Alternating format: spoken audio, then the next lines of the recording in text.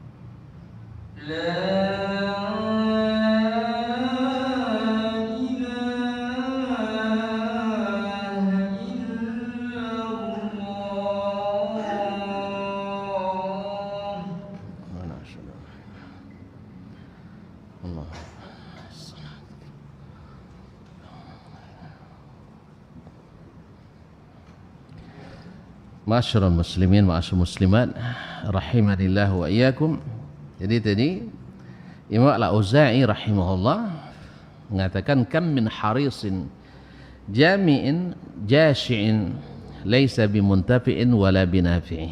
Berapa banyak orang yang ambisius, yang suka mengoleksi ilmu, bahkan serakah dalam mencari ilmu, tetapi tidak bisa mengambil manfaat dari ilmu itu dan tidak pula memberi manfaat bagi orang lain.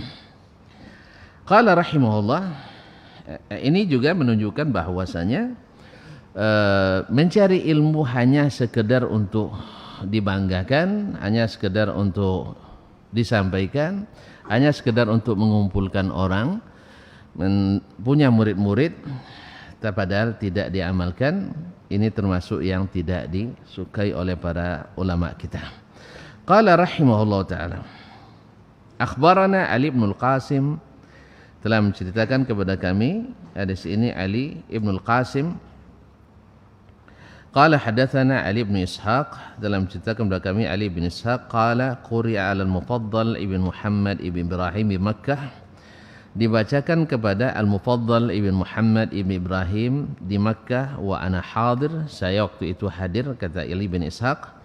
Qala hadatsana Abu Ya'qub Ishaq ibn Ibrahim At-Tabari, telah menceritakan kepada kami Abu Ya'qub Ishaq bin Ibrahim At-Tabari, qala sami'tu al-Fudail yaqul, saya mendengar Al-Fudail, yakni Fudail ibn Iyad Abu Ali, Abidul Haramain, ahli ibadah dua tanah suci, yaqul, dia berkata, "Law talabta minni dananir kana aysara ilayya min an tatluba minni al-ahadits."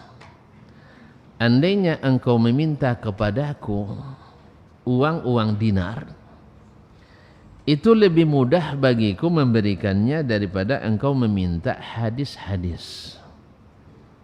Ya tentu saja karena hadis lebih mahal daripada dinar. Nah, tapi beliau punya alasan. Faqultu lahu, lalu saya katakan kepadanya, kata Ishaq bin Ibrahim At-Tabari, "Law haddatsani bi ahaditsa fawaid laysat indi kana ahabba ilayya min an tahaba li adadaha dananir." Ya Syekh Fudail Ibn Iyad, andainya engkau menyampaikan kepadaku beberapa hadis fawaid, yaitu hadis yang tidak ada pada saya. Jadi hadis-hadis fawaid artinya yang susah ditemukan di riwayat yang lain. Laisat indi, yang tidak aku miliki. Kana ahabba ilai min antahabali adadah dananir, lebih saya senangi daripada engkau memberikan kepadaku sejumlah itu dinar. Dinar kan tuan-tuan tahu sendiri, 1 dinar 2,5 juta.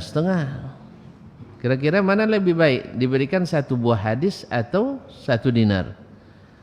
Kalau kita pilih yang mana? Hadis tak kanyang dek ustaznya, dinar bisa belanja sebulan ni, kan itu. Jadi kata beliau, enggak, engkau beri saya. Kalau Fudail bin Iyad mengatakan, saya berikan kamu dinar, itu lebih mudah bagi saya daripada memberi hadis. Apa sebab? Bagi saya hadis itu mahal, tidak diberikan kecuali kepada ahlinya. Kata dia lagi, tidak, saya justru butuh hadis, lebih saya sukai daripada diberi uang dinar tadi. Berarti ini juga orang yang tahu harga hadis itu. Nah, faqala innaka maftunun. Lalu Fudail mengatakan, wahai Ishaq bin Ibrahim At-Tabari, kamu ini maftun, kamu ini kena fitnah ini. Artinya ya mubtala, orang yang diuji oleh Allah SWT. Ama wallahi law amilta bima qad sami'ta lakana laka fi dzalika syughlan am lam tasma'. Kamu ini sebenarnya kena orang yang terfitnah. Apa sebab? Andainya engkau, demi Allah kata Fudail, engkau amalkan apa yang sudah kau dapatkan dari ilmu hadis itu, pasti dia menyebutkan kamu dari mencari yang lain lagi. Artinya hadis yang sudah ada saja, kalau kau amalkan, barangkali kau tak perlu hadis-hadis yang lain. Ini juga luar biasa teguran dari Fudail bin Iyad kepada muridnya ini. Bagi kita yang mencari di luar hadis malah. Jadi bukan mencari hadis. Amalkan saja yang ada dalam hadis. Kalau kau amalkan, kamu tak akan sempat lagi memikirkan amaliyah lain yang tidak ada dalam hadis Nabi SAW. Ini lihat Fudail bin Iyad yang merupakan Abidul Haramain, ia tidak mau menambah hadis, apalagi nambah hadas. Ya, tak mau menambahkan hadis. Sebab apa? Yang ada saja belum kau amalkan katanya. Apalagi menambah dengan yang bukan dari hadis Nabi sallallahu alaihi wasallam. Karena dia terkesan hanya mengumpulkan sebanyak mungkin hadis, fawaid yang saya tidak miliki, kan mencari yang tidak ada padanya. Maaf. Apa katanya? Ama wallahi law amilta bima qad sami'ta lakana laka fi dzalika syughlan amma lam tasma'. Andainya demi Allah kamu mengamalkan apa yang sudah kamu ketahui, kamu dengar, pasti itu menyibukkan kamu dari sesuatu yang belum kamu ketahui. Artinya kalau kita amalkan sunnah-sunnah Nabi SAW dengan jujur dan konsekuen benar, ini akan sangat menyibukkan kita dengan daripada mencari amal-amal lain yang tidak ada dalam sunnah, itu pasti. Dan ini terlihat nyata. Siapa yang sentiasa mengamalkan sunnah Nabi SAW setiap dia ketahui, dia pasti akan anti mencari sesuatu yang tidak sunnah. Tapi siapa yang tak semangat melaksanakan sunnah, ya karena dia tidak lakukan, akhirnya carinya yang bukan sunnah. Betul itu? Tidak payah buktikannya kan? Tidak payah. Jadi siapa yang senantiasa melaksanakan ilmu tentang sunnah Nabi yang sudah dia ketahui, dia sibuk dengan itu sehingga tidak mencari yang di luar sunnah Nabi SAW. Tapi siapa yang rendah frekuensi amalnya terhadap sunnah Nabi, akhirnya dia pikir-pikir pula mencari yang di luar sunnah. Lihat Fudail bin Iyad sendiri, hadis saja kalau belum diamalkan lain, habiskan itu dulu katanya. Sebab kalau kau sibuk mengumpulkan tanpa diamalkan, kena seperti kata Imam Al-Auza'i tadi. Kata Imam Al-Auza'i, kita semangat mengumpulkan tetapi tidak mengambil manfaat, dan akhirnya karena kita sendiri tak memanfaatkan, orang lain pun tak yakin memanfaatkan ilmu kita. La haula wala quwata illa billah. Thumma qala, kemudian berkata Fudail ibn Iyad, sami'tu Sulaiman ibn Mahran atau Mihran, saya mendengar Sulaiman ibn Mihran, yaitu Al-A'mash Abu Muhammad Al-Kahili Al-Kufi, salah seorang ulama besar di Kufah, yang salah satu dari 6 tabi'in yang menjadi poros perpustakaan sanad hadis. Saya mendengar Sulaiman bin Mihran yaqul, berkata, "Idza kana baina yadayka ta'amun."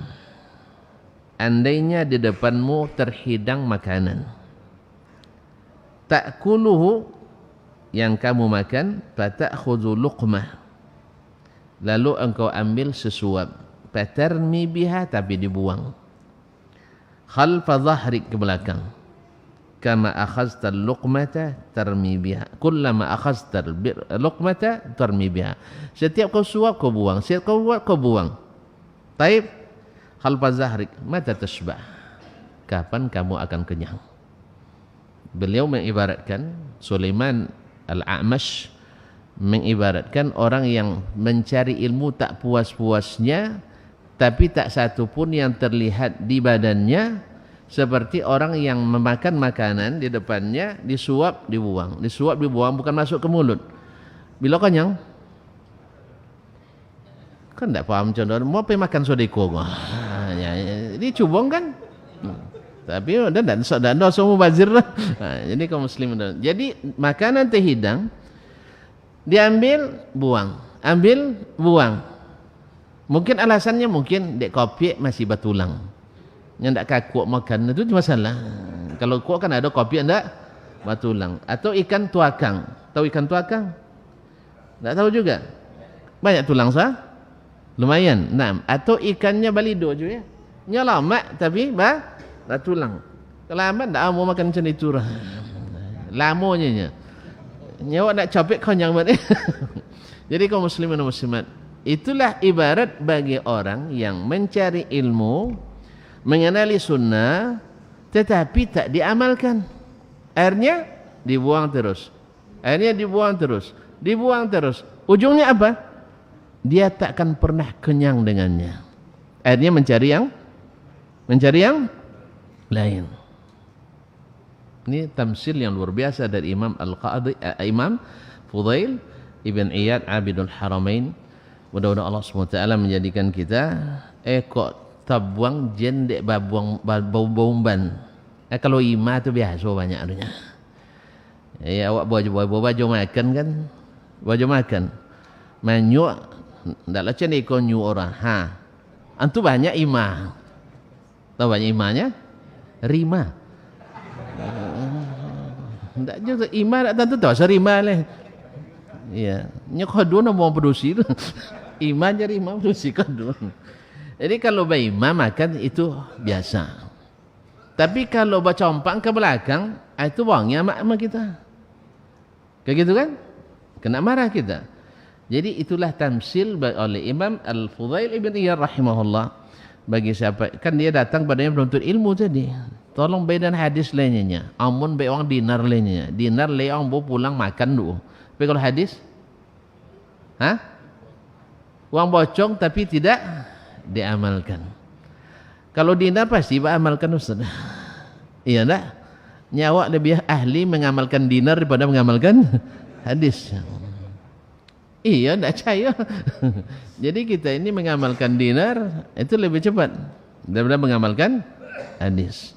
Oleh sebab itu kata Fudail, among dinar dan dinarnya, tidak dan ya hadisnya. Berarti orang maftun, orang sebenarnya dalam keadaan kata diuji Allah Taala, dibai banyak tapi tidak digunakan. Maka dia buatnya. Saya mendengar Sulaiman Al-Amash mengibaratkan orang yang makan setiap disuap dibuang ke belakang, setiap disuap dibuang ke belakang. Akhirnya condo makan tapi tidak pernah kenyang. Apa nak kenyang cu? Apa nak cukup dengan sunnah? Tidak nak kojong. Kalau tidak pernah dikerjakan, kapan kenyangnya? Oleh sebab itu dari zaman Nabi SAW, zaman sahabat, karena mereka selalu melaksanakan titah Nabi SAW pada umumnya, sehingga mereka tidak melancari di luar sunnah Nabi SAW. Tapi di saat kita semangat menuntut ilmu dan tidak diiringi dengan semangat mengamalkan ilmu, akhirnya apa? Disuap terbuang, akhirnya tidak pernah kenyang. Akhirnya merasa tidak cukup dengan makanan yang ada, merasa tidak cukup dengan sunnah yang tersedia. Dan ini adalah kelemahan kita para penuntut ilmu pada hari ini.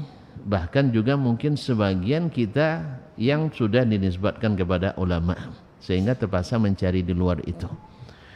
Ya, tidak makan ji. Tadilah singgah makan situ.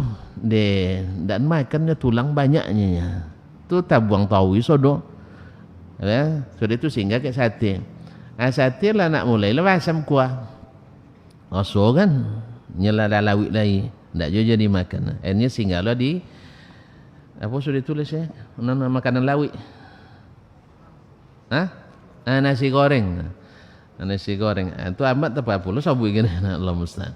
Jadi kaum muslimin dan muslimat dirahmati Allah, intinya menambah atau mencari ilmu tanpa ada semangat mengamalkan, maka itu tidak direkomendasikan dan tidak diapresiasi oleh para ulama. Makruh kata Imam Al-Khatib Al-Baghdadi rahimahullah ta'ala. Akhirnya kita menjadi orang yang seolah-olah makan banyak tapi tidak pernah kenyang, sehingga ilmu itu tak diamalkan, sehingga lemu yang diamalkan.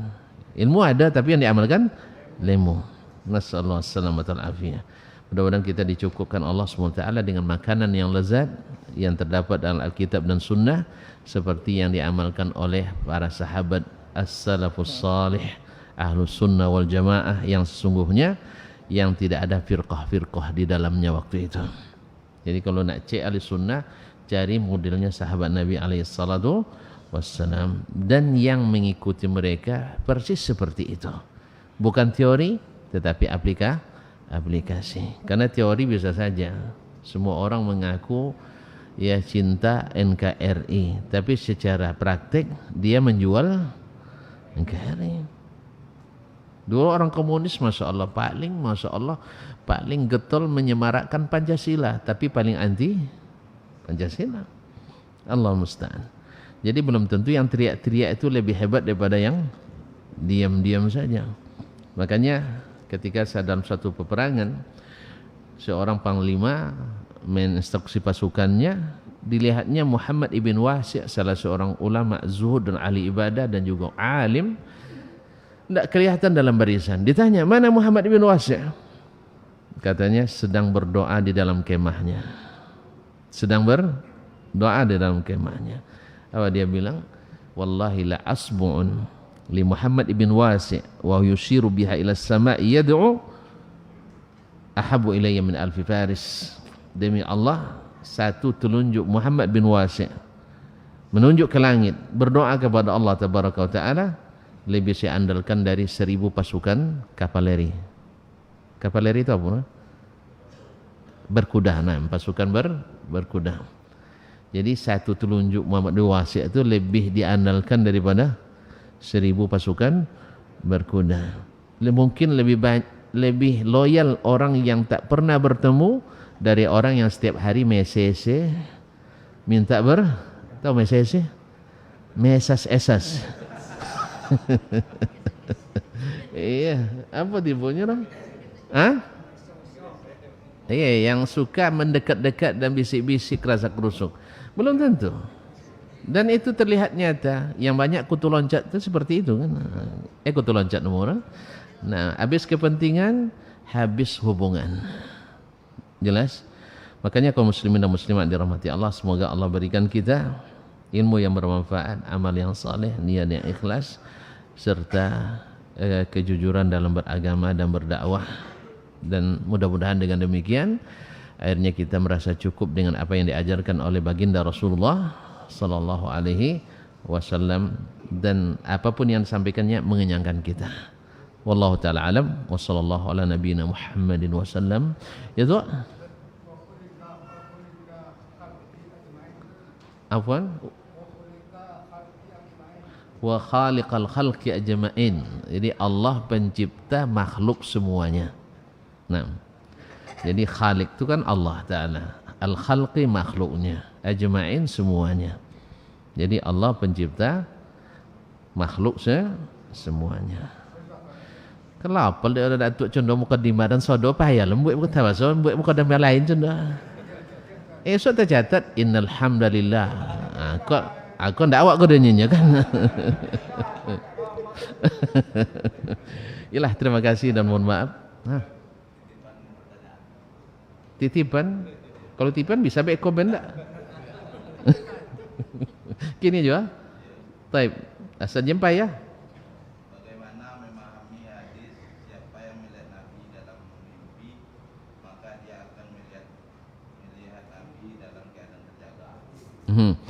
Taib, jawaban pendek atau panjang? Kalau panjang dengan video dan ada video seilmiah, ada video yang lain-lain ada. Nah, alah, jawaban pendek tu. Ya. Alah, jawab le. Nak jawab silakan.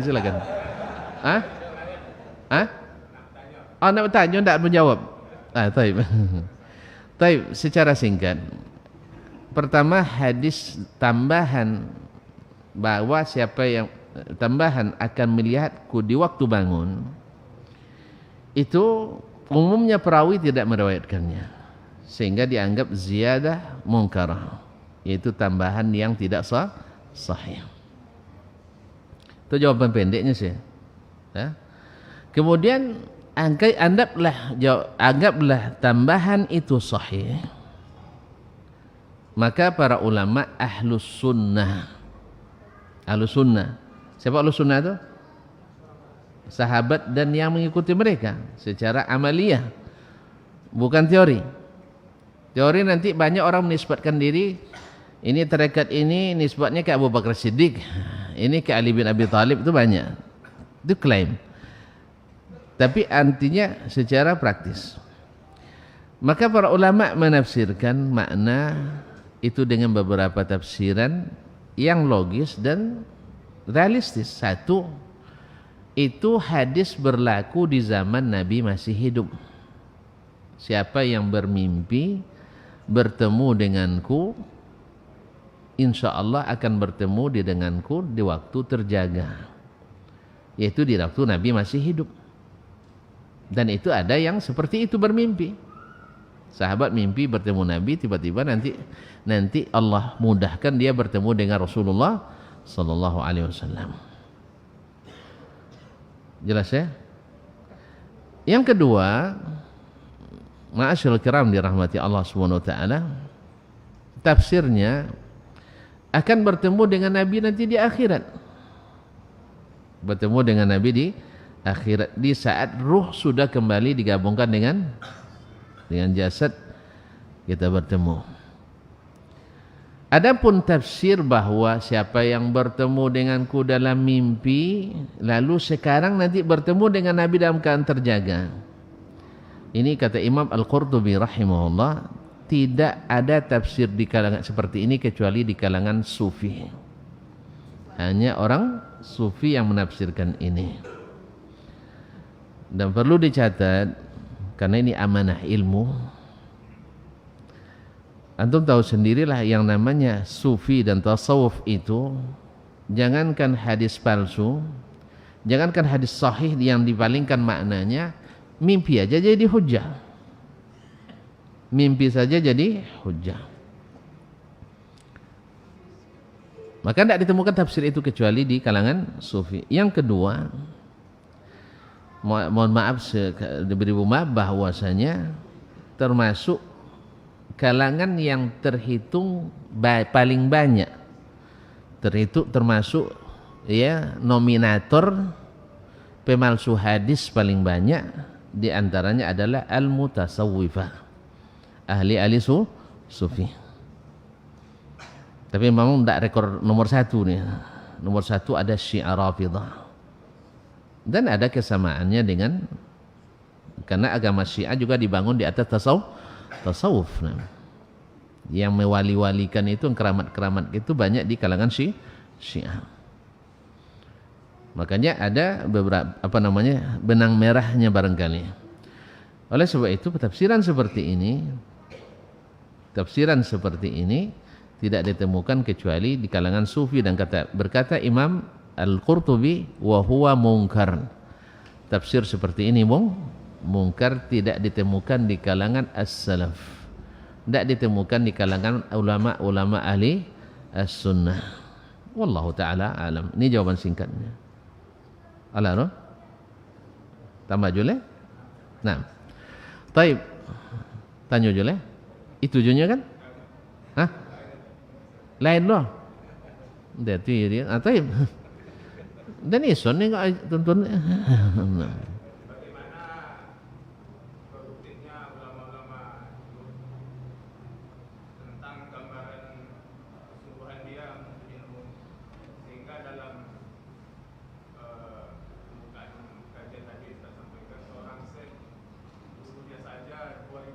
Dan yang kedua tadi kumpulnya dalam safar saja 435 orang. Berarti itu barangkali seluruh atau hampir seluruh hidupnya, umurnya dihabiskan. Iya, betul. Pendek itu panjang. Contoh tadi, karena antum sebut contoh Abu Tahir As-Silafi rahimahullah, umur masih kanak-kanak sudah masuk kutab, hampir habis Quran, umur 6 tahun. Habis itu menuntut hadis. Ya, sehari-hari dengan ilmu terus. Jadi tidak ada masa bermain game, tidak ada. Kemudian kalau pergi rihlah, pergi dharma wisata, beliau tak bawa kamera. Tidak bawa kamera. Tidak bawa handphone untuk selfie. Jadi kemanapun yang dicarinya ilmu. Jadi di awal umurnya ilmu, di akhir umurnya ilmu, sampai di malam wafatnya, malam Jumat, petang Kamis, ya, malam Jumat, petang Kamis, masih lepas Isya masih menyampaikan ilmu. Awak lepas Isya lah mana nengok kiri kanan. Ini lepas Isya masih pada umurnya sudah 103 tahun. Esok harinya lepas salat subuh di hari Jumat beliau meninggal. Nah, 60 tahun tinggal di Bali, dia pun Iskandaria, Alexandria, sama dengan Balinya Indonesia itu di Mesir itu. Ya, kota apa namanya, pantai Alexandria itu semacam kota Balinya Indonesia. Artinya jadi destinasi utama wisata pantai di Mesir, termasuk wisata utama. Beliau tinggal di situ 60 tahun. Ya, 60 tahun. Karena di situ cintanya tertambat. Ya, sampai umur 60, sekitar umur hampir 60 tahun beliau belum menikah. Itu pun dalam perjalanan menuju ke Andalus, menuju ke Al-Maghrib Al-Aqsa. Tapi kan di situ dia menikah, akhirnya disitulah bahteranya tertambat di Iskandaria. Nah, selama 60 tahun dia tinggal di situ, dia mengatakan, ma ra'aitu sahil al-Iskandaria illa min hazil kuwah. Saya tak pernah menyaksikan pantai Iskandaria kecuali dari ventilasi rumahnya. Ya, tidak ada istilah maraton pagi atau main surfing dan sebagainya, atau santai-santai, tidak ada. Justru ilmulah santai mereka. Sehat 103 tahun umurnya. Olahraganya dengan ilmu. Dah. Ustaz ya? Tambah jule? Nah. Ma'asyiral kiram dirahmati Allah SWT. Kalau antum baca misalnya kisah Jabir bin Abdullah radhiyallahu anhu, dia mendengar ada hadis, atau Abu Ayyub Al-Ansari, dia mendengar ada hadis dari Nabi SAW. Dia dengar dari Nabi, tapi dia ingin pastikan lagi. Karena menisbatkan sesuatu ke Nabi tak boleh sembarangan. Tak boleh sembarangan. Maka dia pergi rihlah, ke perjalanan dari Madinah ke Mesir. 1 bulan perjalanan, sampai di sana bertemu dengan sahabat subhanallah, Uqbah ibn Amir Al-Ansari, itu selainnya. Lalu dia tanyakan, saya pernah mendengar hadis ini dari Nabi. Saya dengar antum pernah juga mendengar dari Nabi. Benar atau tidak? Benar. Kalau gitu jazakallahu khairan. Dia naik ke kudanya lagi, kembali ke Madinah. Apa kata Uqbah? Kenapa tidak istirahat dulu barang 3 malam di sini? Dia bilang, saya datang bukan untuk istirahat. Saya datang untuk mencari hadis ini. Dan sudah dapat, saya pulang. Ilai tolak. Cobalah jauh-jauh dulu ke Padang aja dulu. Jadi tidak sampai ke Cerocok, tidak sampai Lembah Aneh, tidak singgah. Ya, saja pondok-pondok yang ada syekh-syekh buya-buya di situ. Coba sekali jadilah. Kok lama. Iya. Nampak mereka Sanjay Miciang Mato. Sanjay Mintua, Sanjay Sumondo, Sanjay Salsabila, Sanjay Rina, Sanjay apa. Jendulin. Iya. Sanjay Juragan. Apa suara pola ndak kodok lalu rumah. Kan awak kan biasa mapal hadis kan. Dia hafal sudah Sanjay Ustaz pun ada. Nah. Cuma ndak singgah sodora. Ya, mana direkom dia nak gajunya kan. Kalau bangsa ini ada bangsa ini ya, Hafizullah, bangsa ini ada lain lo rekom tuh. Kalau aji lain lo saya ya. Nah, Allah musta'an. Jadi kaum muslimin dan muslimat dirahmati Allah, begitu mereka. Jadi saya datang bukan untuk istirahat, saya datang untuk cari ilmu dan alhamdulillah dah dapat. Alhamdulillah. Awak nyalang kinang ni maknanya di jalan lah pikir mana makan malam gue. Subhanallah, subhanallah. Itulah mereka. Dan ini kita. Wajarlah kita disuruh mengikut mereka. Wajarlah kita disuruh mencontoh mereka. Wajarlah kita disuruh meneladani mereka. Karena di sisi apapun kita kalah semuanya. Nak sisi hafalan. Hafalan mereka, kata Imam Az-Zahabi, ya ada orang semasa Imam Zahabi itu kan masih banyak hafiz kan. Abad ke-8 Hijriah, ada Ibnu Katsir, ada Ibnul Qayyim, ada Ibnu Abdul Hadi, ada Al-Mizzi, ada Ibnul Bukhari dan masih banyak ulama-ulama para hafiz di masanya. Tapi dia bilang yang paling rendah hafalannya di masa Imam Al-Bukhari adalah seperti orang yang paling hebat hafalannya di masa kita. Ustaz ya, kita alhamdulillah sekarang misalnya nengok anak-anak kita atau saudara-saudara ustaz-ustaz sebagian, masya Allah, Allah berikan kelebihan semacam ya Ustaz Adi Hidayat misalnya lah, dia hafal 2 baris dari atas 2 dari bawah. Itu ya karena kita jarang lihat, sangat hebat sekali dan memang hebat untuk masa kita. Untuk masa kita memang hebat. Tapi di masa ikut berkata Imam Az-Zahabi itu dibanding dengan Imam Al-Bukhari belum apa-apanya. Itulah menurut pengakuan Imam Az-Zahabi. Orang yang paling kecil sedikit hafalannya di masa Imam Bukhari itu seperti orang yang paling hafiz di zaman kita katanya.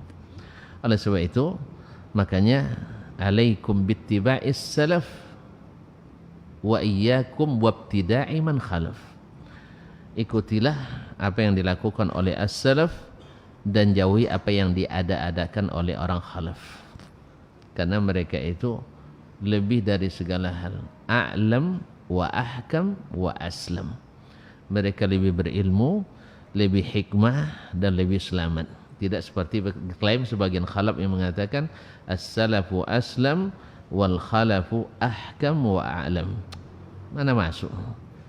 Baru selamat tu bila berilmu dan hikmah. Jadi as-salafu a'lam wa ahkam wa aslam. Salaf itu lebih berilmu, lebih hikmah dan lebih selamat. Nah, siapapun yang belakangnya mesti nak ikut mereka. Ya, kita berusaha. Tidak mungkin kita tidak salah tu, tidak mungkin. Ya, kalau mereka saja boleh salah, masa kita tidak boleh? Cuman mereka tidak ijma' salahnya. Maka yang dimaksud bukan personal-personalnya, tapi yang dimaksud dengan manhaj salaf itu yang ijma' mereka di dalamnya. Kalau mereka khilaf, masa kita tidak boleh khilaf? Jelas ya? Ya, ulama salaf khilaf mereka, masa kita tidak boleh khilaf? Makanya kita tidak boleh menghukum secara serampangan, tergesa-gesa sesuatu yang kita tidak ketahui. Awak tidak tahu itu menghukumlah. Baru menghukum itu kalau kita tahu. Kalau tidak tahu jangan menghukumi. Cuman kita boleh memastikan ini adalah amalnya salaf, ijma' mereka mengamalkannya. Dan selain itu saya tidak tahu, selesai. Tapi jangan selain non kojong pasti salah. Nah, kan ada mulai itu kan, kalau tidak organ iko salah sodoro. Kan ini klaim-klaim yang tidak berdalil. Semoga Allah jauhkan kita dari hal seperti itu. Ada ya? Yang tambah aja. Hah? Sudah ni. Terima kasih dan mohon maaf. Wallahu taala alam. Wassallallahu ala nabiyyina Muhammad wasallam. Subhanakallahumma bihamdik asyhadu an la ilaha illa anta astaghfiruka wa atubu ilaik. Wassalamualaikum warahmatullahi wabarakatuh.